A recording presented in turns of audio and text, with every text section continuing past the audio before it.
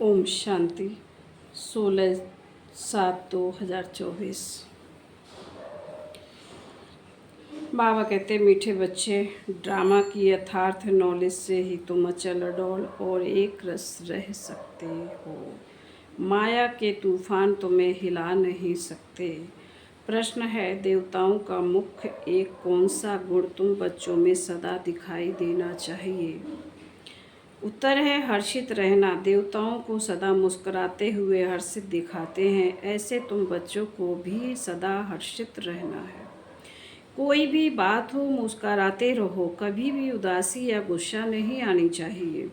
जैसे बाप तुम्हें राइट और रॉन्ग की समझानी देते हैं, कभी गुस्सा नहीं करते हैं, उदास नहीं होते हैं, ऐसे तुम बच्चों को भी उदास नहीं होना है। ओम शांति। बेहद के बच्चों को बेहद का बाप समझाते हैं। लौकिक बाप तो ऐसे नहीं कहेंगे, उनके तो करके 5-7 बच्चे होंगे। यह तो जो सभी आत्माएं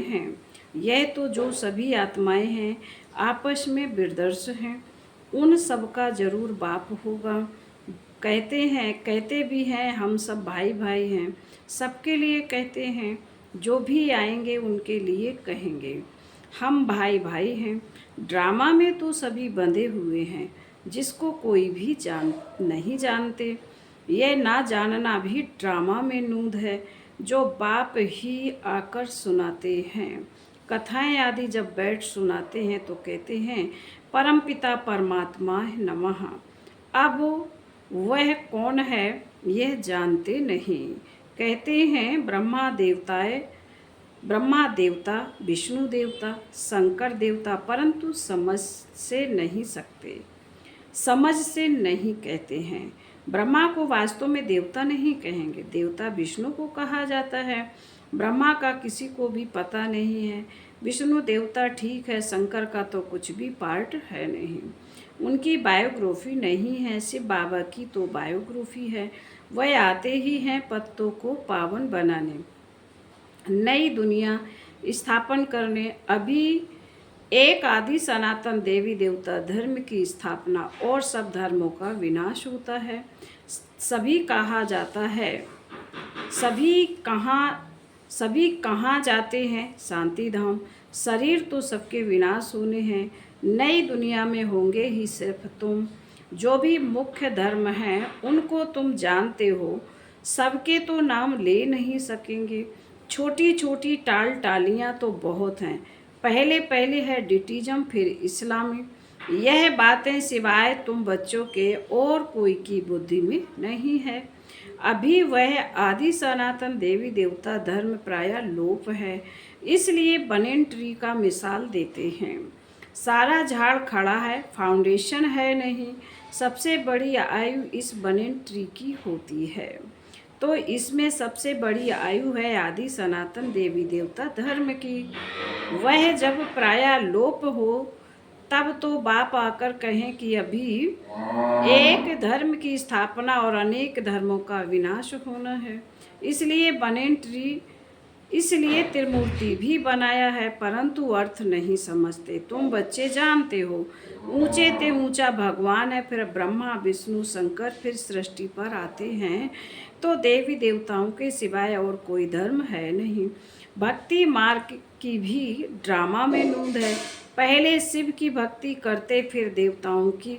भारत की ही तो बात है, बाकी तो समझते हैं हमारा धर्म मठ पंथ कब स्थापन होता है।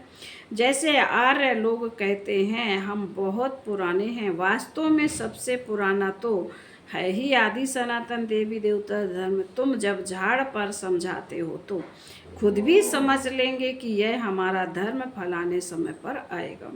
सबको जो अनादि अविनाशी पार्ट मिला हुआ है सो बजाना है, इसमें कोई का दोष व भूल नहीं कह सकते हैं। यह तो सिर्फ समझाया जाता है। पाप आत्मा क्यों बने हैं? मनुष्य कहेंगे हम बेहद के बाप के सब बच्चे हैं, फिर सब बिरदर्श सतयुग में क्यों नहीं हैं? परंतु ड्रामा में पार्ट ही नहीं है, यह अनादि ड्रामा बना हुआ है। इसमें निश्चय रखो और कोई बात बोलो नहीं। चक्र भी दिखाया है कैसे यह फिरता है, कल्प वृक्ष का भी चित्र है, परंतु यह कोई जानते नहीं हैं कि इनकी आयु कितनी है। बाप कोई की निंदा नहीं करते, यह तो समझाया जाता है। तुमको भी समझाते हैं, तुम कितने पावन थे, अभी पतित बने हो तो पुकारते हो, हे पतित पावन आओ। पहले तो तुम सबको पावन बनना है, फिर नंबरवार पार्ट बजाने आना है। आत्माएं सब ऊपर में रहती हैं, बाप भी ऊपर में रहते हैं, फिर उनको बुलाते हैं कि आओ। ऐसे वह बुलाने से आते नहीं हैं। बाप कहते हैं मेरा भी ड्रामा में पार्ट नोधा हुआ है। जैसे हद के ड्रामा में भी बड़े बड़े मुख्य एक्टर्स का पार्ट होता है, यह फिर है बेहद का ड्रामा। सब ड्रामा के बंधन में बांधे हुए हैं। इसका मतलब यह नहीं है कि धागे में बंधे हुए हो, नहीं। यह बाप समझाते हैं वह है जड़ झाड़। अगर बीज चैतन्य होता तो उसको मालूम होता ना कि यह कैसे झाड़ बड़ा हो फिर फल देंगे। यह तो है चैतन्य बीज, इस मनुष्य सृष्टि रूपी झाड़ का, इसको उल्टा झाड़ कहा जाता है। बाप तो है नॉलेजफुल, उनको सारे झाड़ की नॉलेज है। यह है वही गीता की नॉलेज, कोई नई बात नहीं है। यहाँ बाबा कोई श्लोक आदि नहीं उच्चारते हैं, वो लोग ग्रंथ पढ़कर फिर अर्थ बैठ समझाते हैं। बाप समझाते हैं यह है पढ़ाई, इसमें श्लोक आदि की दरकरार नहीं। उन शास्त्रों की पढ़ाई में कोई एम ऑब्जेक्ट है नहीं। कहते भी हैं ज्ञान भक्ति वैराग, यह पुरानी दुनिया विनाश होती है। सन्यासियों का है हद का वैराग, तुम्हारा है बेहद का वैराग। शंकराचार्य आते हैं तब वह बैठ सिखलाते हैं। घर बार से वैराग, वह भी शुरू में शास्त्र आदि नहीं सिखाते। जब बहुत वृद्धि होती जाती है तब शास्त्र बनाने शुरू करते हैं। पहले पहले तो धर्म स्थापन करने वाला एक ही होता है, फिर आहिस्ते आहिस्ते वृद्धि को पाते हैं। यह भी समझना है सृष्टि में पहले पहले कौन सा धर्म था।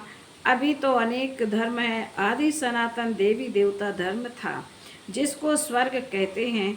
तुम बच्चे रचयिता और रचना को जानने से आस्तिक बन जाते हो। नास्तिक पने का कितना दुख होता है। निधन के बन पड़ते हैं, आपस में लड़ते झगड़ते रहते हैं। बाप कहते हैं ना, तुम आपस में लड़ते रहते हो, तुम्हारा कोई धनी धोड़ी नहीं है क्या। इस समय सब निधन के बन पड़ते हैं। नई दुनिया में पवित्रता सुख शांति सब था, अपार सुख थे। यहाँ अपरम अपार दुख है, वह है सतयुग के, यह है कलयुग के। अभी तुम्हारा है पुरुषोत्तम संगम युग। यह पुरुषोत्तम संगम युग एक ही होता है। सतयुग त्रेता के संगम को पुरुषोत्तम नहीं कहेंगे। यहाँ है असुर, वहाँ है देवताएं। तुम जानते हो यह रावण राज्य है। रावण के ऊपर गधे का शीश दिखाते हैं। गधे को कितना भी साफ कर उस पर कपड़े रखो, गधा फिर भी मिट्टी में लेट कर कपड़े खराब कर देगा। बाप तुम्हारे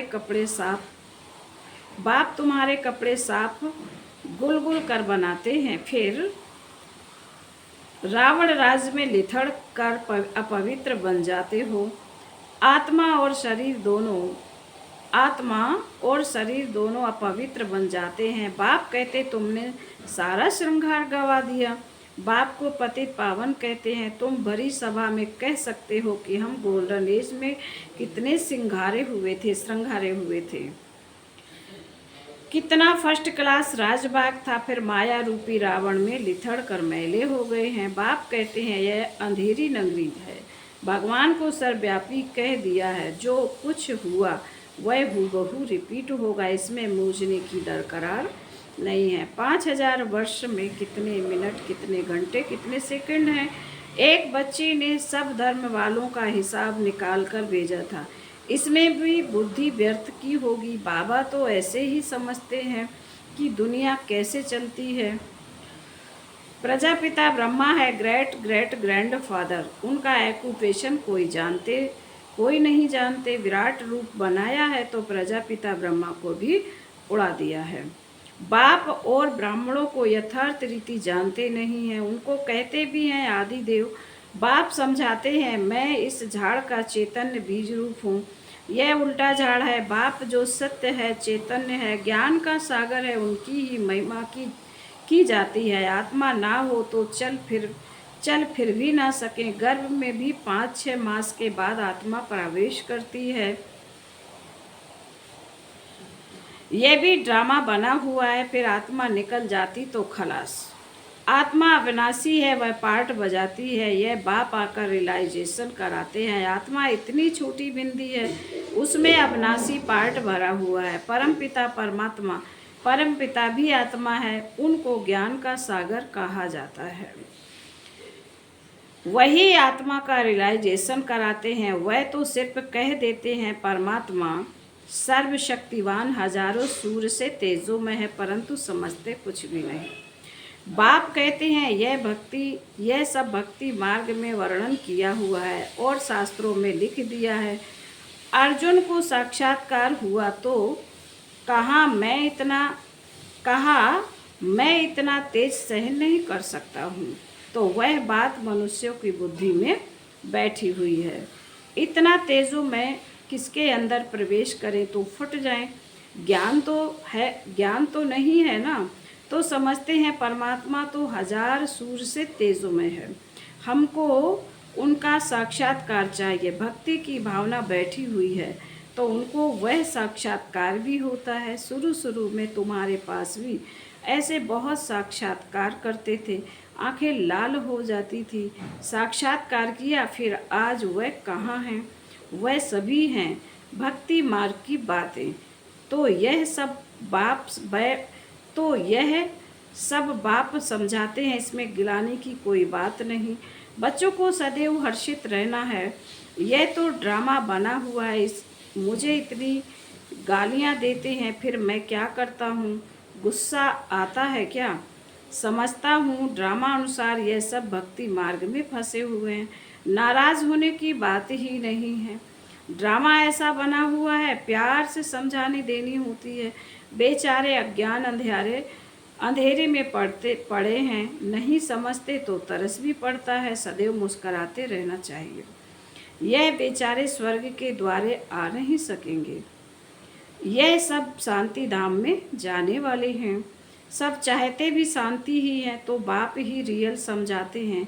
अभी तुम जानते हो कि यह खेल बना हुआ है। ड्रामा में हर एक को पार्ट मिला हुआ है। इसमें बड़ी अचल स्थिरियम बुद्धि चाहिए। जब तक अचल अडोल एक रस अवस्था नहीं, तब तक पुरुषार्थ कैसे करेंगे? कुछ भी हो, भल तूफान आए, परंतु स्थिरियम रहना है। माया के तूफान तो ढेर आएंगे और पिछाड़ी तक आएंगे। अवस्था मजबूत चाहिए। यह है गुप्त मेहनत। कई बच्चे पुरुषार्थ कर तूफान को उड़ाते रहते हैं। जितना जो पास होगा उतना ऊंच पद पाएगा। राजधानी में पद तो बहुत है ना। सबसे अच्छे चित्र हैं त्रिमूर्ति, गोला और झाड़। यह शुरू के बने हुए हैं। विलायत में सर्विस के लिए भी यह 2 चित्र ले जाने हैं। बाबा ने कहा विलायत में सर्विस के लिए यह 2 चित्र ले जाने हैं। इन पर ही वह अच्छी रीति समझा सकेंगे। आहिस्ते आहिस्ते बाबा जो चाहते हैं कि यह चित्र कपड़े पर हों, वह भी बनते जाएंगे। तुम समझाएंगे कि यह कैसे स्थापना हो रही है। तुम भी इसको समझेंगे तो अपने धर्म में ऊंच पद पाएंगे। क्रिश्चियन धर्म में तुम ऊंच पद पाना चाहते हो तो यह अच्छी रीति समझो। फिर बाबा बोले, अच्छा मीठे मीठे शकील दे बच्चों प्रति माता पिता बाप दादा का याद प्यार, गुड मॉर्निंग और नमस्ते।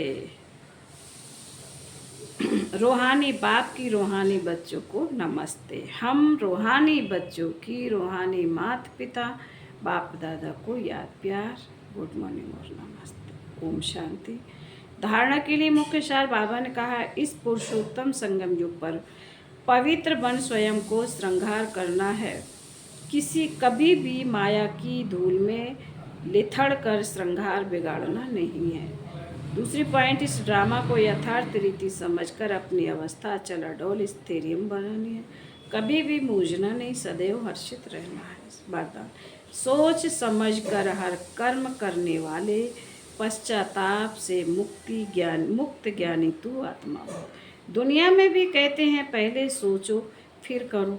जो सोच कर नहीं करते हैं, जो सोच कर नहीं करते, करके फिर सोचते हैं तो पश्चाताप का रूप हो जाता है। पीछे सोचना यह पश्चाताप का रूप है और पहले सोचना यह ज्ञानी तू आत्मा का गुण है। द्वापर कलयुग में तो अनेक प्रकार के पश्चाताप ही करते रहे, लेकिन अब संगम पर ऐसा सोच समझकर संकल्प व कर्म करो जो कभी मन में भी एक सेकंड भी पश्चाताप ना हो, तब कहेंगे ज्ञानी तू आत्मा भाव। स्लोगन, रहीम दिल बन, सर्व गुणों और शक्तियों का दान देने वाले ही मास्टर दाता हैं। रहीम दिल बन, सर्व गुणों और शक्तियों का दान देने वाले ही मास्टर दाता हैं। ओम शांति।